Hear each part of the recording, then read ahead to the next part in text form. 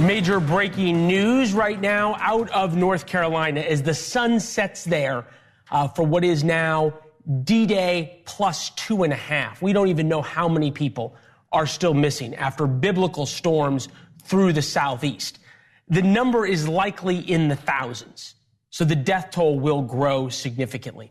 And right now it's a race against time to find those still alive who survived the images you are watching right now. Simply surviving that is extraordinarily difficult. But there are people right now clinging to trees and still on their roofs waiting for help. And it is a huge area that needs to be searched. 600 miles worth of this storm. The storm dumped nearly 12 billion gallons of water on the city of Asheville, North Carolina. That is 18,000 Olympic swimming pools just on one city. At least 132 people are confirmed dead. More than 1 million are trying to survive without power or running water. There's people who are sick. There's babies. It is unbelievable and unimaginable what fellow Americans are going through right now. President Biden is playing defense. He faced immense backlash over spending the weekend at his Delaware beach home while millions tried to survive the remnants of the storm. Today, he addressed those criticisms that he is not doing enough. We're not leaving until the job is done. I also want you to know, I'm committed to traveling to the impacted areas as soon as possible, but I've been told that it would be disruptive if I did it right now. All right, President says he's going to visit North Carolina on Wednesday. The recovery effort is squarely in the eye of the campaign storm as well. Donald Trump visited Georgia today. Kamala Harris came back from the campaign trail and went to FEMA headquarters, talked to the press for about 5 minutes, took no questions. More on the storm in a moment, including how it's now a de facto casting call for the steamed role of not commander-in-chief. There are times America and people in need in North Carolina need a comforter-in-chief. That's going to play a major role over the next week. And with that, we welcome you to the Ferris Network on television. And first tonight, call it the gibberish factor.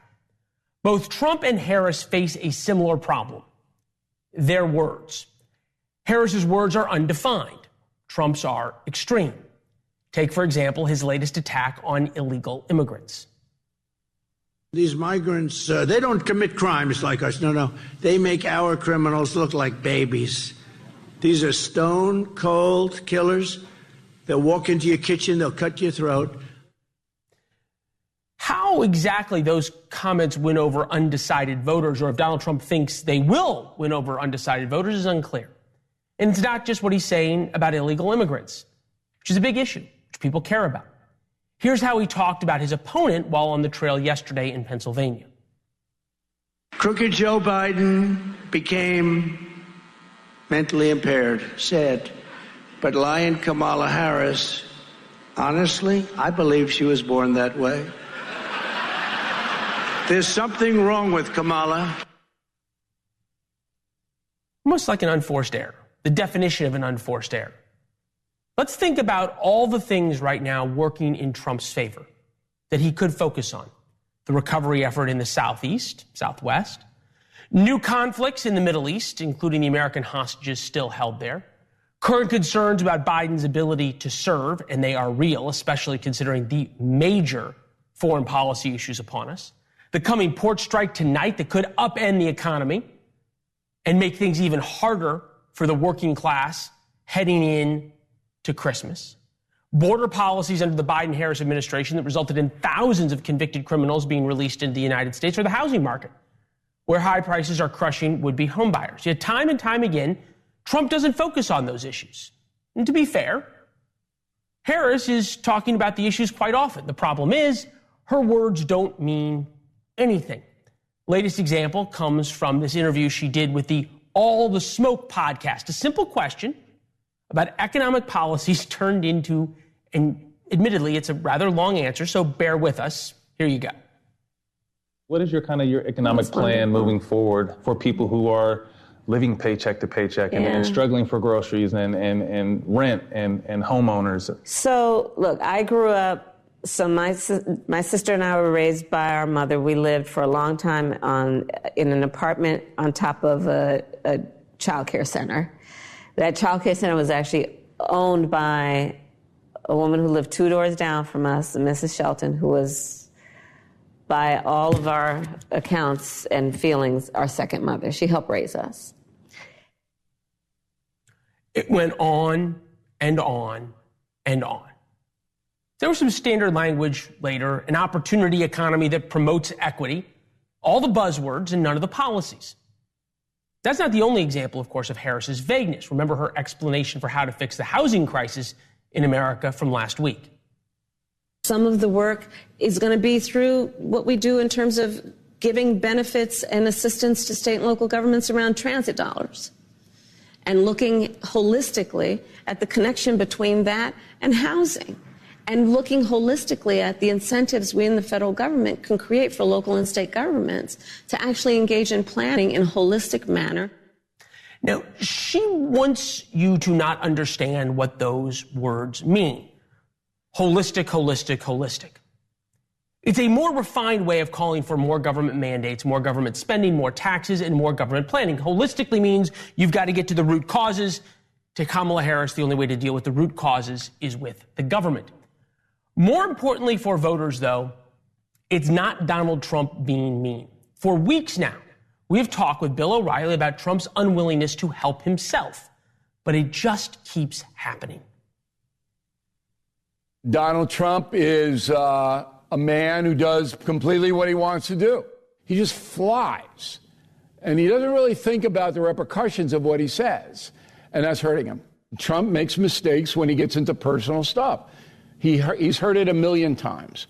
It's a matter of discipline. When he gets into eating Cocker Spaniels, and I hate Taylor Swift, he hurts himself.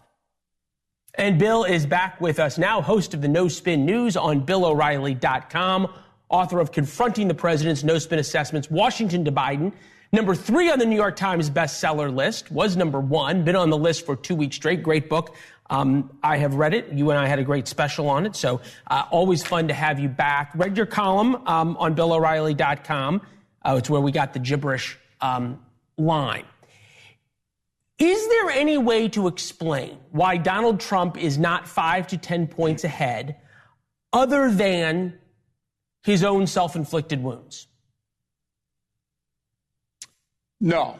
Short answer, he should be up by 7 or 8 on the economy and the border.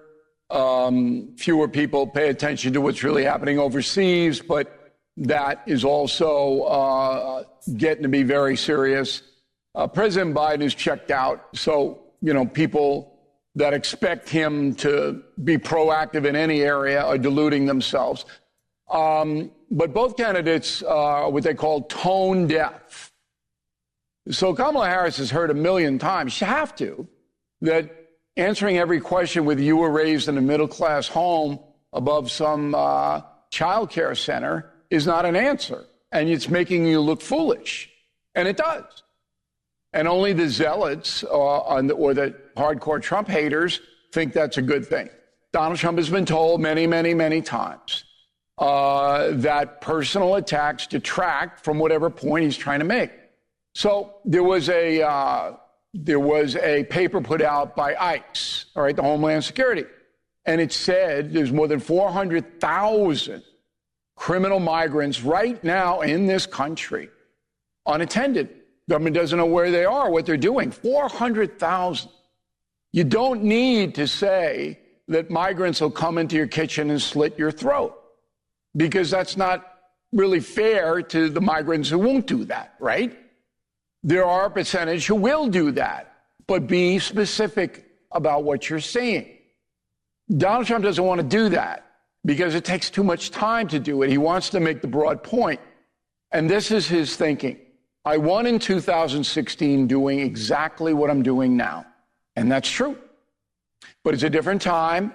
And the electorate is much angrier now than it was 8 years ago. Much angrier. So the more specific you can be about how you're going to solve the problems that are making voters angry, the more chance you have to win the election.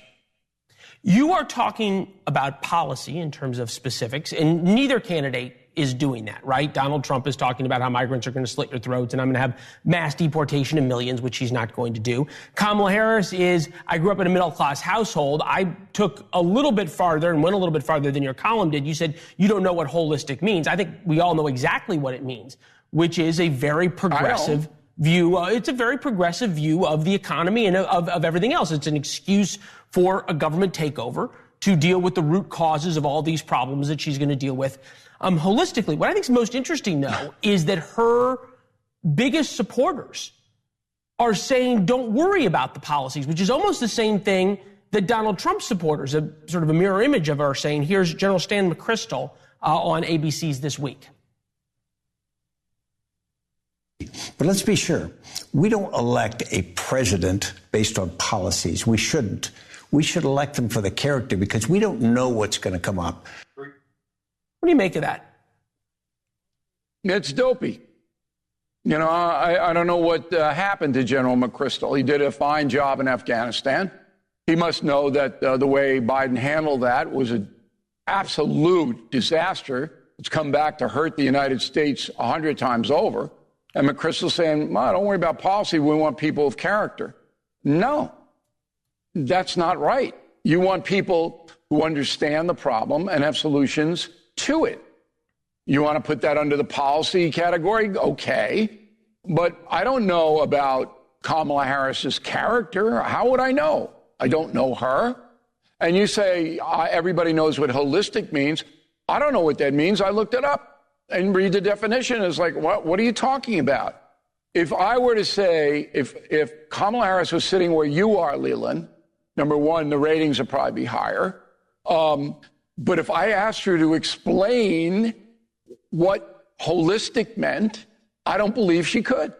But is that... She'd probably go back to the middle class apartment. Is that by design, though? Is that by design? Isn't that sort of the point? Here's what I believe it is, but I don't have eyewitness proof of it. She is told to say certain things, just like Biden. It's the same crew that ran Biden or is running him that's running her. It's more the Obama people, though, who are running her. This is how to frame it. There's some Obama people in, but they're simpatico now. There's no, and they're told, both Biden and Harris are told how to position things, how to deflect. Whereas on the other side, no one, and I mean this literally, can tell Trump anything. There isn't a human being in his campaign who can tell him anything. They can suggest, they can throw it out there. No, he makes his own choices. But he is absolutely self-contained. And if he believes that demonizing migrants, which obviously he does, is going to get him more votes than being a policy-driven guy, that's what he's going to do. And he believes that at this point in history. Yeah. Look, and victory washes all sins, right? So 36 days from now, we know which one of these two strategies worked. It's pretty simple. We're showing video, interestingly enough. Kamala Harris at FEMA today. She got off the campaign trail. Donald Trump in Georgia, where he was scheduled to go anyway, but talked about the hurricane. There is now this narrative of comparing the Biden-Harris response to the hurricane now to George W. Bush in Katrina. Remember, there was the famous picture of W flying over, over New Orleans, and then Kamala Harris put the picture out of her with her headphones in on Air Force Two. You think that's fair, number one? And number two, and this may be, I think, the more important question, how does this week, where there's sort of a tryout for comforter-in-chief, that who's going to hold America's hand during these bad moments, who does that play more to, Trump or Harris? It doesn't play to either of them. It's a transitory issue. In 3 weeks, people aren't going to remember, except for the people who are affected directly by it. They'll remember. But the government always does this. FEMA comes in. They provide money to rebuild. The Katrina thing hurt Bush because it went on and on and on and on and on. And the pictures were so horrible of the people trying to get off the rooftops. And then there was a racial aspect to it, that a lot of the flooding took place in the 9th District Ward of New Orleans, which is all black. And W didn't know how to engage until a week later, 10 days later, and that really hurt him. This is not, there's only so much that politicians can do. Right. The system works the same way in every natural disaster. So Trump and Harris both are trying to convince Americans that they care about you if you get into trouble. And they both probably do to some extent. I mean, but this election is important, not because of Trump or Harris. I'm the only one saying this. It's what they represent. Okay. If Kamala Harris is elected, listen to me. If Kamala Harris is elected, you are putting the most radical left progressive by far into the White House. If Trump is elected, he's going to do pretty much the same thing he did the first time around. So when you're weighing it, that's how you have to look at it. They're both predictable politicians. You know, I will tell you when I think you're wrong, but I think it's a pretty fair assessment. Holistically, a holistic assessment. Yeah, I haven't heard you do that in a month now, so I'm probably on a good streak here, All right, Bill, we'll see you tomorrow night for the debate, all right? Thank you. Okay, and thank you for mentioning Confronting the Presidents. It's really a good book, so I hope people consider it. In this month, the people are deciding who to vote for. Reading it, seeing your assessments and the history is important. It really is. Bill, thanks. We'll talk to you soon. Okay, Leland. All right, live pictures of North Carolina. As I said, the sun is setting there, and the situation will go from bad to worse over the next 24 hours. Bill made a good point about this. Why in these first few days the federal government seems so feckless to help these folks? Continuing our coverage of the breaking news is there are still 600 people at least unaccounted for in the floodwaters of North Carolina and Georgia. The death toll, 132 in the aftermath of Hurricane Helene. That number is going to continue to rise. These are pictures from Marshall, North Carolina. These are the towns, the rural areas. Some places they have not even been able to get helicopters to yet. It's been 4 days. 2 million people are without power. Many don't have electricity. Access to food is scarce, if at all. There is no running water for tens of thousands of people. And cell phone towers are down, so people can't call for help. The debris from the fallen trees in remote areas is making it impossible to get help in or to get people out.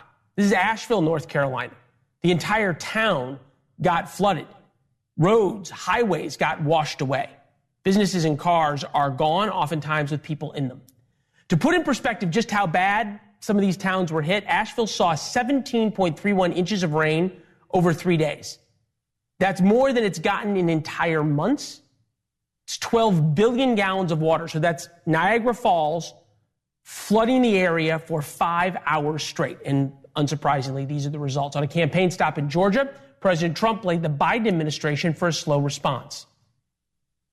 Homes, hospitals, highways, and cars have been plunged underwater. Entire neighborhoods have been turned into lakes. Nobody's seen anything like it. And to every family that's been displaced here in Georgia and North Carolina, which has really been hit. We were going there also, and they don't have communication. They don't have anything right now. We're trying to. I just spoke to Elon. I'm getting him. We want to get Starlink hooked up. Brigadier General Charles Morrison, 28-year veteran of the North Carolina Army National Guard, helping to organize the rescue efforts and the air evacuations as well. With him in a minute. NewsNation's Mills Hayes, live for us just outside of Asheville. I've seen you all day, and as the sun's going down, I'm guessing it's getting colder because you have a jacket on. And I can just imagine what that means for people who are out and still wet and without a home in these floodwaters. Yeah, hey, Leland. And actually, I have the jacket on because it started raining about an hour ago, which is the last thing that people here need, because that flood water has caused massive damage. You can see some of it right here behind me, trees and power lines. There's a stuffed animal over there, a chair, all different items that have rushed down here from the flood water. This business right here, I spoke with the owner, and he tells me that it's so crazy to him that one day you have a business and then the next day you wake up and it's not there anymore. And obviously the building is intact, but inside completely filled with that mud water. And you can see mud all over the place. But what's so interesting is that this area right here where the river is at, you used to not be able to even see the river from this area because there were so many trees, so many brushes in this area. But because that water rose so high, that water came all the way on top of this grassy area over here onto this parking lot. You can actually see some of the slabs of asphalt right here because all that water came through, washing away the asphalt and making this parking lot look more like it's a desert if you look over in that direction over there. But we also have heard from multiple people in this community who say that they need help. And there are hundreds that are still unaccounted for, and that really is key right now. Asheville police tell me that that is their number one priority, is to search and rescue and make sure that all those people that are missing can be found. Leland? All right, Mills, thank you very much to you and the crew as well. Tough duty out there. Brigadier General Charles Morrison with us now from the North Carolina Army National Guard. General, what phase are we in right now in terms of getting a handle on how bad the problem is? Just basic life necessities, and then rescuing people, getting food, getting water, getting power back in? So we're really doing both. I appreciate you having me on tonight, but we currently have over 700 airmen and soldiers on state active duty with 250 vehicles and 22 aircraft. Half of those are Chinooks, which are CH-47s. They're large. I think you're looking at one right now.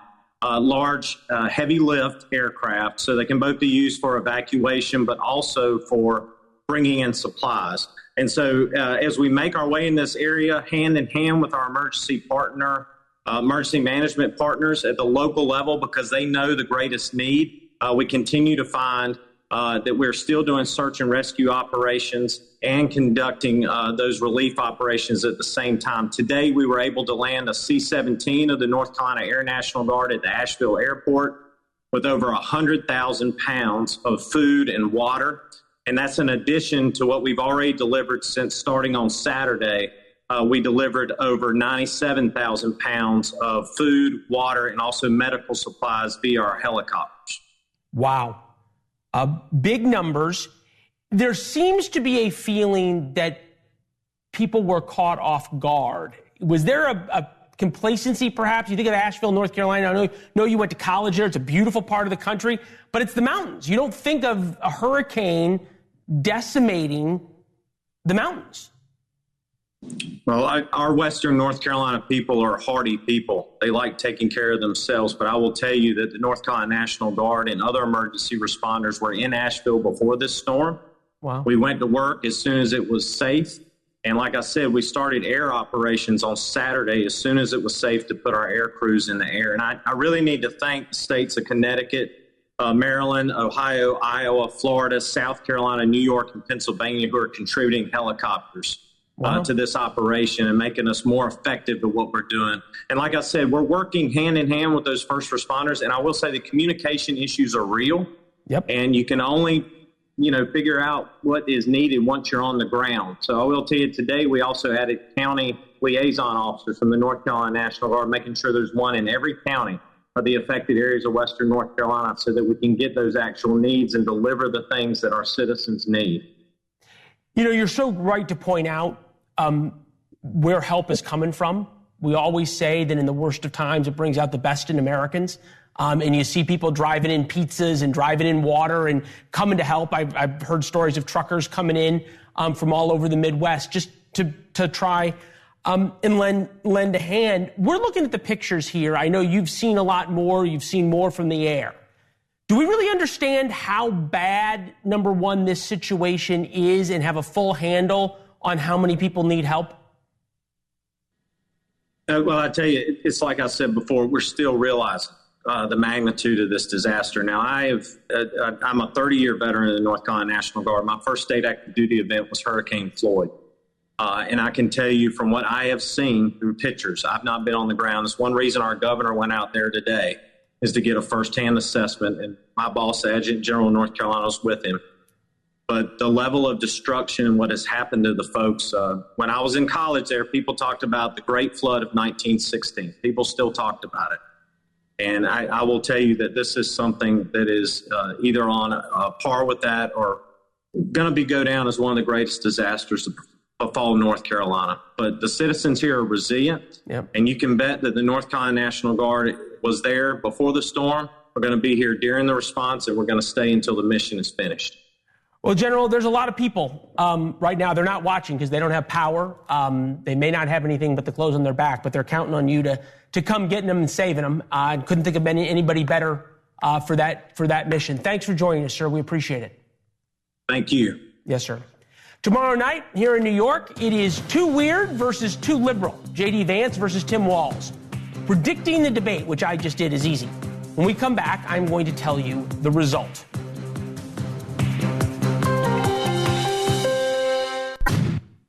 News for you within just the past few minutes. Former Major League Baseball great Pete Rose died. Known as one of the greatest ever to play the game, he holds the record for the most career hits, 4,256. He was named an All-Star 17 times and won the World Series 3 times. You might remember him more, though, for the gambling controversy in the late 1980s. He was banned from the sport for life after allegations he bet on games that he participated in and thus never made it to the Hall of Fame. Pete Rose died at 93. You can watch the CBS News vice presidential debate right here on NewsNation tomorrow night. But I am going to tell you what will happen now, 24 hours before. That's why you watch the program. J.D. Vance will call Tim Walz too liberal. Walz will call Vance too weird. If they stick to their usual scripts, it's going to sound something like this. But these guys are just weird. That's who they are. So it isn't much else. Don't give them the power. Look, are they a threat to democracy? Yes. Are they going to take our rights away? Yes. Are they going to put... Tim Walz's record is a joke. He's been one of the most far-left radicals in the entire United States government at any level. But I think that what Tim Walz's selection says is that Kamala Harris has bent the knee to the far left of her party, which is what she always does. All right, with us now, Denny Salas, Democratic political strategist, perhaps the best-dressed man in Democratic politics. Lauren Wright, Associate Research Scholar, Lecturer in Politics and Public Affairs, Princeton University. Great to have both of you. I agree. Thank you. He's very best-dressed, very dapper, hands down. Great outfit as well. I'm just here, okay? So, Denny, how about this? Are we going to get from Tim Walz something more specific than I grew up in a middle-class family? Yeah, and I think what he's going to do is going to be far more relatable than a typical politician. When I was thinking about this a little bit earlier, he's going to come off, and probably some of my folks on my side of the aisle may hate me for saying this, but he's going to be the Democratic male version of Sarah Palin. He's going to do a kind of like a Joe Six-Pack type of thing where he's going to be relatable. He's going to be that everyman, and he's going to tie that type of, personality to local issues that are really affecting people on a day-to-day basis. All right.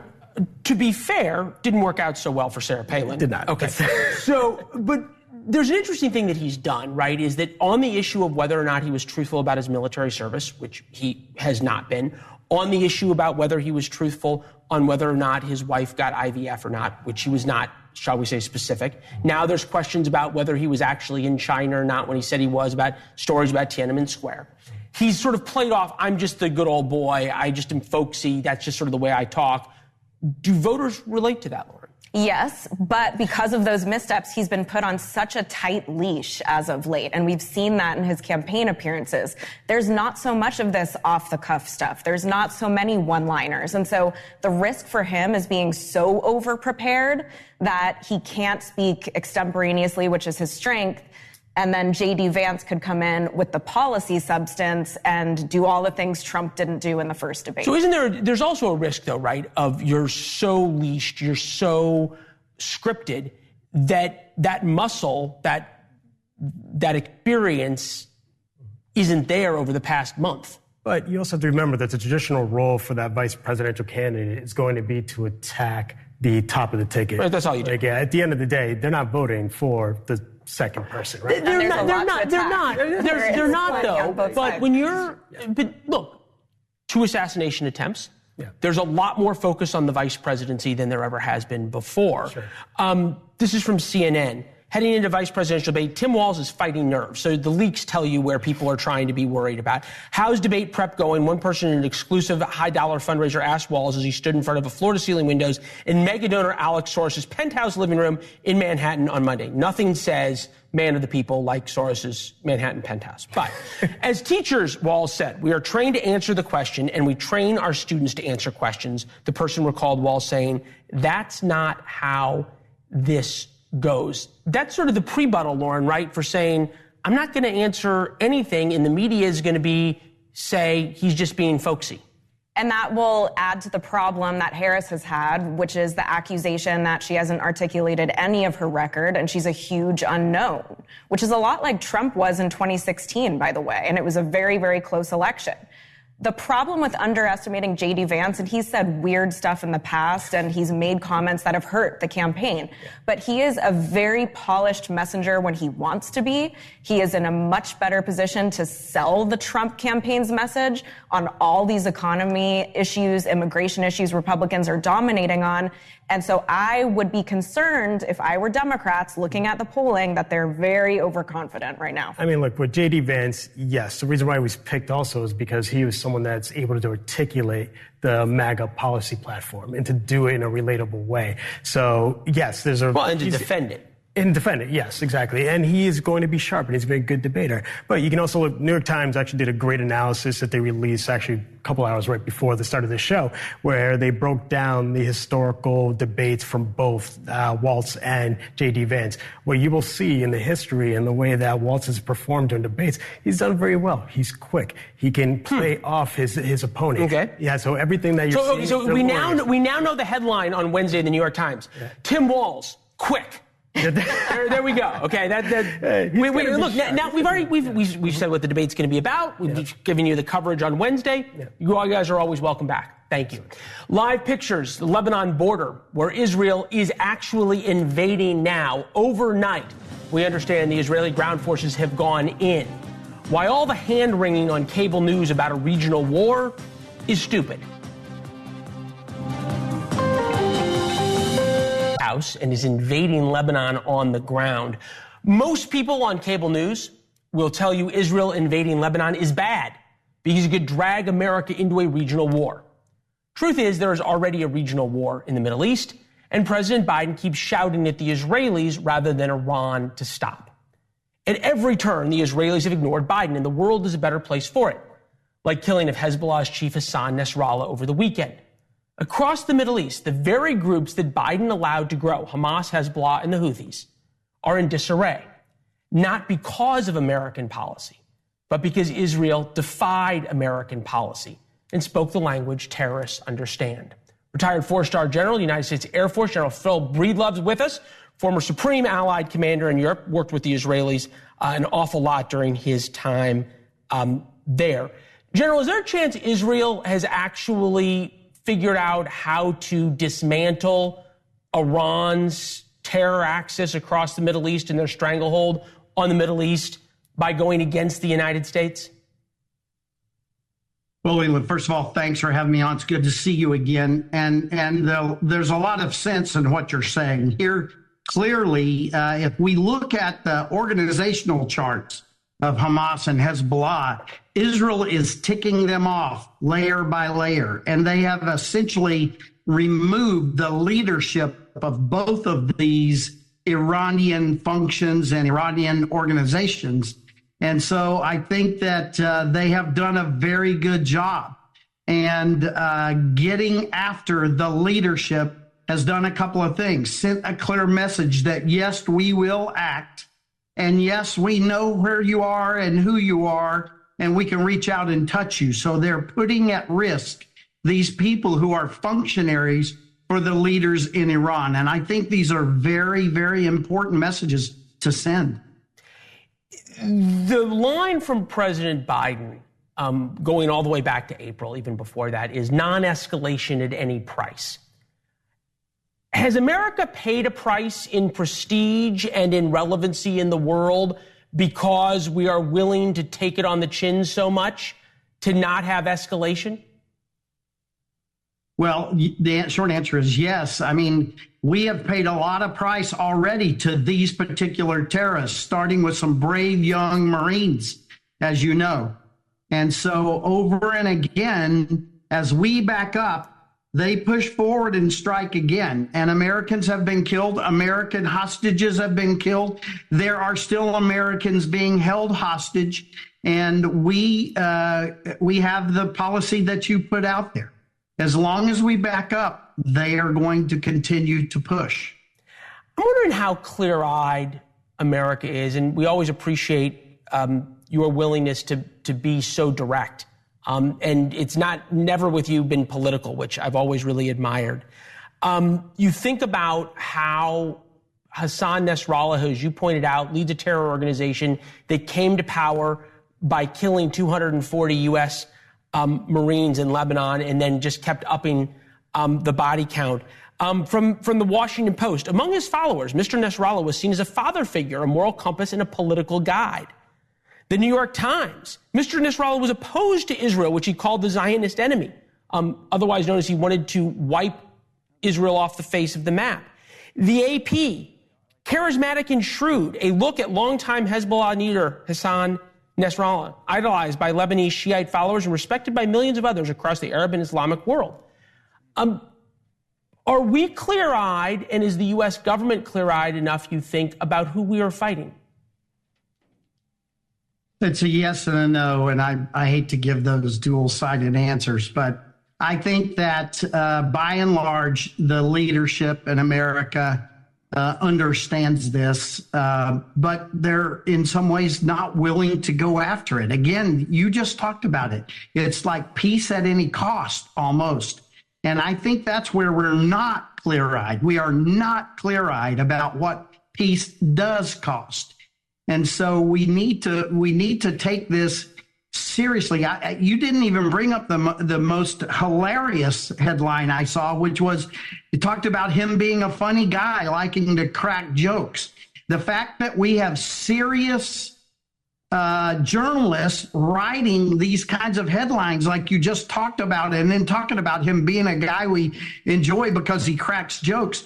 This points to a real cancer in the way that we understand terrorism and the way we have to handle terrorism. And if we keep backing up, pretty soon our heels are going to be on our shores. We don't need to keep backing up. Well said, General. Israel's not backing up. Their boots are on the ground right now in Lebanon, as we understand, as the sun comes up in a few hours there. General, it's good to see you as always. Thank you, sir. Great to see you, Leland. Good luck. Yes, sir. Thank you. Latinos might end up putting Donald Trump in the White House. The one thing Democrats are going to try and save, the one thing they are going to do to try and save a group they've counted on for decades.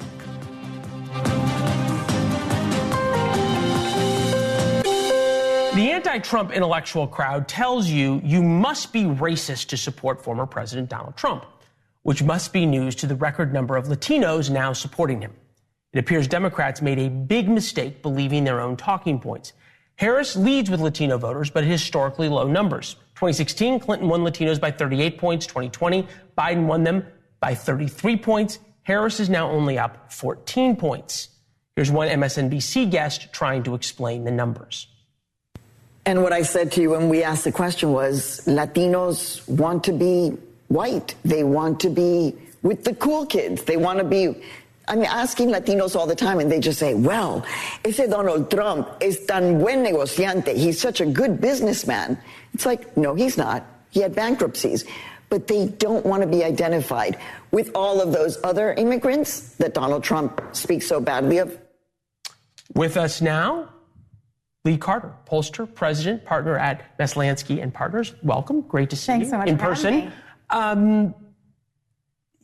Did she explain it right, or is there something else going on? No. She didn't explain it right. So I've been doing a lot of research on this, and I think it's fascinating. So I had a group, I was talking to immigrants who were actually pro-Trump, and what they told me was they are very pro-Trump's immigration policies because they think that what he is proposing is fair. They came in the right way. They came in the fair way. They came in to pursue the American dream. They were not looking for handouts. They were looking to give to this great country that gave so much to them. They say now immigrants are coming in, they're taking handouts, and they feel like that is wrong. That's not what people should be coming in for. They want people to do it the right way. And so when you look at the polling, most Hispanics actually favor Trump's immigration policies, and I think it's for that very reason. Okay, so that's on the immigration issue. And we've seen this with other minority groups, right? African Americans, especially young African American men moving towards Donald Trump. But then you see college-educated white women moving drastically towards Harris. Is this a realignment, ... the concept of monolithic groups is defined either by race or by ethnicity is not how to look at the electorate, and working class versus non-working class, or paycheck to paycheck versus college educated, is how to work at the electorate? I think that's right. I don't think that we can look at it as sort of racial politics anymore. I do think that we have divisions by age. I also think there's a huge gender gap right now. We're looking at a 33-point divide between men and women just based on how they're likely to vote. And I think in some ways women have been taught and told that if you're a woman, you have to vote Democrat or else you're anti-woman. You're not women's rights. And I think that sort of is... My buddy Chris Steyerwalt right now would say, do we have a gender gap or do we have a marriage gap? I think it's a good question, but I do see it really right now as a gender gap. And I think that young men right now are going to decide this election. Okay, so now the response from Democrats, we heard it of sort of calling Latinos racist, and we heard, we always heard Joe Biden about whether you're black enough to know whether you're black to vote for him. Does that bring anybody home? No. Absolutely not. I mean, you cannot call somebody racist and expect them to come running home to you and hug and embrace that. People, it's not really, in the how to win friends and influence. No, it puts people right on the defensive. There's not a chapter on how to win friends and influence people on that. All right, Lee, wonderful to see you. Great to see you. Thanks so much for having me. We really appreciate it. Brian Entin coming up. Big previewing of tomorrow's vice presidential debate. We will be in the spin room, both pregame and post-game, with a totally new way to look at the debate. Here's Entin.